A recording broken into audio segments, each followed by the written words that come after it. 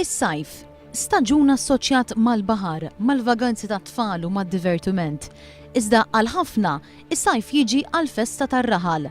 Min barra li l-festi fihom l-aspett kummerċjali huma wkoll frott ta' xhur twal ta' ħidma, sagrifiċċju u sogru minn mijiet ta' volontira. F'Għawdex l-istaġun tal-festi jibda propju fit-tmiem din il-ġimgħa bil-festa ta' San Pawl ċelebrata fir-raħal tal-Munxar. Illum ser niltaqgħu ma' wħud minn dawk li huma involuti sew fl-organizzazzjoni taċ-ċelebrazzjonijiet kemm interni kif ukoll dawk esterni. Il-festa tan-nawfraġġju ta' San Pawl tiġi ċelebrata fi 3 lokalitajiet f'Malta u waħda f'Għawdex, fir-raħal żgħir tal-Munxar. Popolazzjoni ta' 800 ruħ, il-ħidma u l-preparazzjonijiet ta' din il-festa tagħmilha aktar faċli għaliex kulħadd jagħti daqqatit f'dak li jkun hemm bżonn. Min fit-tiżjin tat-toroq, min fit-tiżjin tal-Knisja, min fl-armar u min fil-lob tan-nar.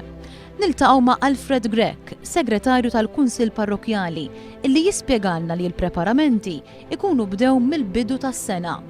Il-kappillan tal-parroċċa Dun Michael Said li ilu jservi f'din il-lokalità l sentejn jiddiskuti l-programm tal-festa mal-Presbiterju u eventwalment mal-Kunsill Lokali.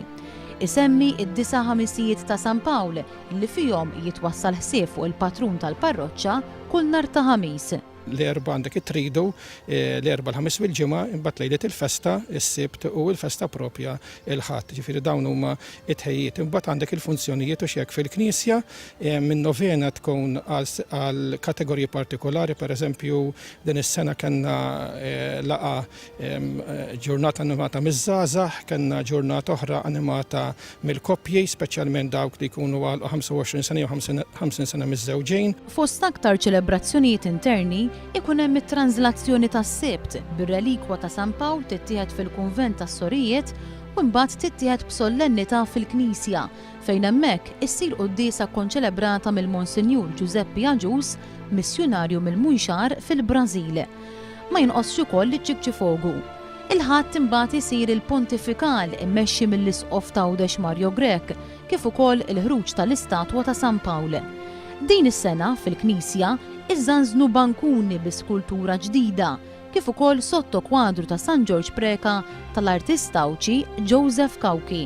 Ix-xogħol tal-iskultura sar mill-iskultur tal-lokal Paul Kurmi li ltqajna miegħu fil-post fejn jaħdem fil-Pjazza tar-Raħal.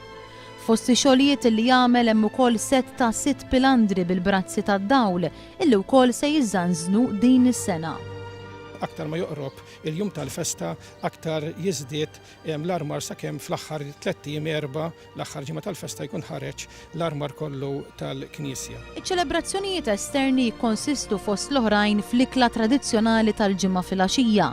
Is-Sibt tittella l-istatwa ta' San Pawl biex imbagħad isir il-marċ tal-festa. Ma jinqosx ukoll il-lob tan-nar li għal dawn l-aħħar sentejn reġa' beda jaħdem mill-Munxarin. Aħna arġajna bdejna naħdmu n-nar għax konna qtajna ftit żmien għax ma kienawx fejn kmamar tan-nar fejn naħdmu. Issa rġajna bdejna naħdmu n-nar għand il-Fontana Brothers għax iċċattawna ġal-kamra tagħhom. U dis-sena għandna ħarqa kemm tal-art u kemm tal-ajru. Anġlu jispjegalna wkoll fiex se jkun qed jikkonsisti n-nar ġurnata b'ġurnata. Nar sa nibdew naħarqu il-ġimgħa, għandna set mortaletti bil-lob, jgħidulhom, u s-sibt tranżazzjoni l-istess għandna ħarqa nibdew minn filgħodu ma' tranżazzjoni għandna ħarqa lob tan-nar ukoll, mortaletti u kaxxi, il-furnari u tranżazzjoni ħajkanna ħarqa mhix ħażin. U bad flaxija ħarqa kulur u nerġgħu mortaletti bil-lob. U la semmejna żgħażagħ ma stajniex ma niltaqgħux ma' membru żagħżugħ illi jinvolvi ruħu fl-organizzazzjoni tal-festa. B'kollox hemm bejn 30 sa 40 żagħżugħ illi jgħinu f'din il-festa. Brandon Spiteri qalilna li f'dawn l-aħħar 3 snin beda jinvolvi lilu nnifsu aktar fil-festa tal-lokal. Bħala żagħżugħ ninvolvi ħafna ruħi f'din il-festa, pereżempju matul da x-xahar kellna narmaw it-toroq kollha tal-Munxar, u mbagħad f'din il-ġimgħa kellna l-attività t-tlieta l-għadda bil-bris iż-żgħażagħ, kellna football street u kellna norganizzaw ukoll quddiesa animata miż-żgħażagħ stess. Barra minn hekk ngħinu wkoll fix-xogħol anki ta' ġewwa l-Knisja, narmaw ngħinu lill-Alfred kif ukoll il-grupp tiegħu u dan kollox nagħmluh bil-kollaborazzjoni tal-Kappillan. Infetaħ ukoll il-maħżen tal-armar 10 ta' frar li minn din is-sena se jkun qed jilqa' fih l-armar kollu tal-festa x'ħin jiġi żarmat.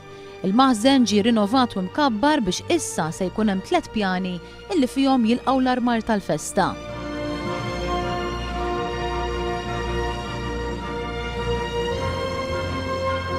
Intant f'dawn l-aħħar jiem inħarġet nota pastorali mill-Isqof Tgħawdex u mill-Kulleġġ tal-Kappillani Fgħawdex biex isservi ta' linja gwida għal dawk kollha li għandhom x'jaqsmu mal-festi Fgħawdex.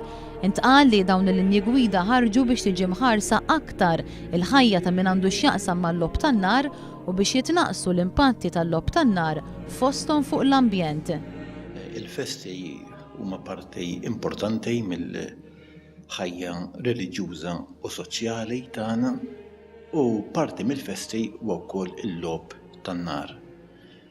U aħna nixtiequ illi dan l-affarijiet jekk ikunu bil-moderazzjoni tajjeb nibqgħu bihom. In-nar huwa sabiħ, imma naħseb illi irridu nżommu wkoll sens ta' proporzjon bejn flejjes illi jintafqu fin-nar u flejjes illi il-bniedem għandu bżonnhom għal ħajja ta' kuljum.